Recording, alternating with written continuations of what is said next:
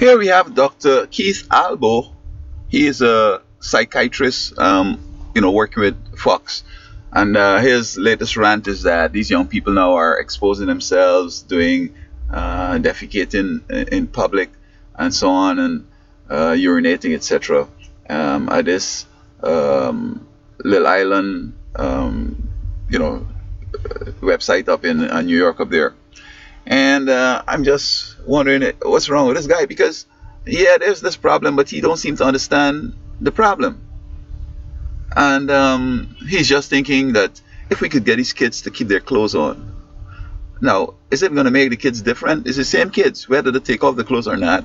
It's an attitude. It's a sort of something that we need to work on. So those who take off the clothes and do all those funny things, suppose now they hadn't done that, would they have been okay? My point is, I recall when I was at college, I asked a senior theologian, I said, what's the symptoms of neurosis? Washing hands a lot. But he said that not washing hand doesn't mean necessarily the person is not neurosis. And I said, wow. So that, something that I really kept in mind. I was in, I think, 10th grade or something like that. I was 20, of course, I was old man. All right. And so I'm arguing here that if he was a true intellectual, a true psychiatrist, then he would have probably been able to try to see the big picture. What's really causing this thing, as opposed to these acts that you're seeing? And the absence of the act doesn't mean that the attitude is not right. You have people piercing the nose, piercing all the face, putting studs all over, all in the vagina, all kinds of places. Here we have, though, Lady Gaga. Lady Gaga took off all her clothes in London. And we have old Madonna. She's 53 and still trying to show off her sexy stuff. I mean, what do you say about that? Now, it seems to me that Lady Gaga has copied a lot from Madonna and so on. And it's working for them, apparently.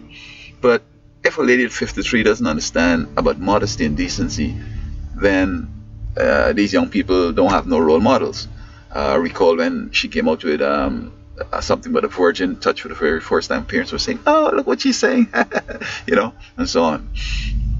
So Lady Gaga's taking it a little further. Can you imagine those who come after Madonna, after Lady Gaga, what they'll do? I mean, what else they could do? Maybe they're going to come out and open out a foot right in front and show the whole world, push the hand in, do things, get some dildo, whatever. I'm not sure we're going to be the next level. And so I'm saying that he needs to understand what is happening. And it's not the act that is bad, it's the attitude.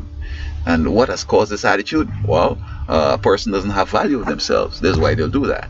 And we have them learning on Sesame Street with all these animals, and animals have influenced them. They call in, hey, my friend, hey, dog, whatever. So when you demoralize people and make them into animals, I mean, we're all animals, but I'm talking about here right now, saying, dog and cat, whatever. I mean, we haven't seen the end of it. And plus, we let them go to the Halloween. We make them little Draculas. Of course, here we have it trick and treat. You go for candy and so on. But down in Mexico and other places where it's putting out food for the spirits, and it's a whole long, orgy thing, and this seance and whatever, this voodoo stuff. I mean, when you start them off like that, and then they go privately doing magic and Ouija board and all the other evils, then the parents, when they were having them in gestation or in vitro, whatever, in the uterus, in the utero, they're doing all kinds of things, not resting, using substances like drugs and all that stuff. So they have a compromised mental or total person, and then now with the evil they come on, and then you have these role models, these older ones who should know better, doing stuff what you expect. And as you see, this is what goes viral. So it means that we who are also patronizing to the virality of the sort of behavior are also depraved just like them. So it's a big job, Mr. Psychiatrist, and I don't think you have the countenance or the competence or the interest in pursuing this thing to where it starts and see if we can nip it in the arse. And I'm saying that I almost got killed for that. They follow me all around the country thinking I'm maybe a terrorist or whatever, simply because I was trying to show them earlier these things were coming on. And I mean, not that I was planning it. The scripture talks about stuff, and from that I was able to predict what was coming on the road. And they don't want to hear that. They're thinking I'm crazy. I've been to college and I studied and I don't know anything but that what he's talking about. You don't think he's crazy? All right. So you don't see the end yet. Yeah, there's some things going on. People are envious of the minority who have wealth, whereas we're giving them our wealth. We're getting into stuff. As I said, you give everybody in the city here $1 million real quick. Some people in a month they could even want more. They're going buy a house for $500,000, buy a big car for that, buy this for that, or buy a jet. And then what happens is that they say, oh man, I spent all that money in these big assets. You know, I have this big house and this big car, 900,000 right there, and I smoke up the rest. Man, listen, bro, hold this house and give me smokes. or give me 10,000 smokes, and then high, and you just say, man, take this paper and give me 10,000 smokes. Take this big car for 300,000 and give me $50 worth of stuff, man. I really don't want to. I'm not going to even lift the seat tomorrow. I see. So there's so many attitudes and so many concepts and so many things coming on stream simply because of a certain thing. Now, here you have intellectuals saying that, oh, marijuana should be good. Now they're saying the conservatives are going on that. And I can't understand how somebody can have an education and going to say that marijuana is good. Well, it's being made law now. And so many other things we could look at. Now the president is saying, and the government is saying that these schools are promising people big jobs out there when there are no jobs, just taking the money and so on. Well, that's one part of the problem. But when a guy doesn't have true ability, and because of the American dream, whatever, he wants to go to school and try something, and I just started shopping and graduate, and it's very likely he's not going to get a job, or even if he does, it's not going to be up to that level. Attorney, for example, medical doctor, he might just go out and so incompetent that they have to tell him, you know what, don't come back here because you killed our patients and we ain't got no time for this, so bye.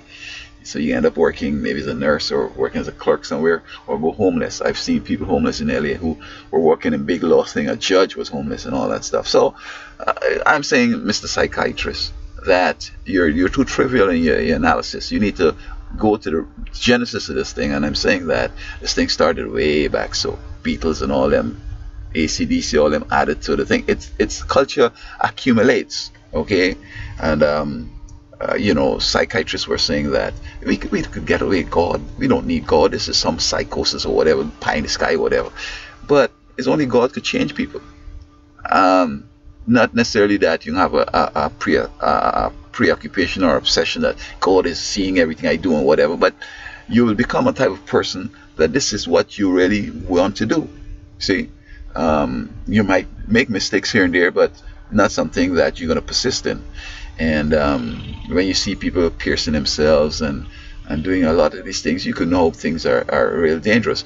And I'm not sure what percentage of the world are evil right now, but it's come to the place where soon the Pope and all them going to tell people, I excommunicate this whole state, and people going to say, oh, please don't.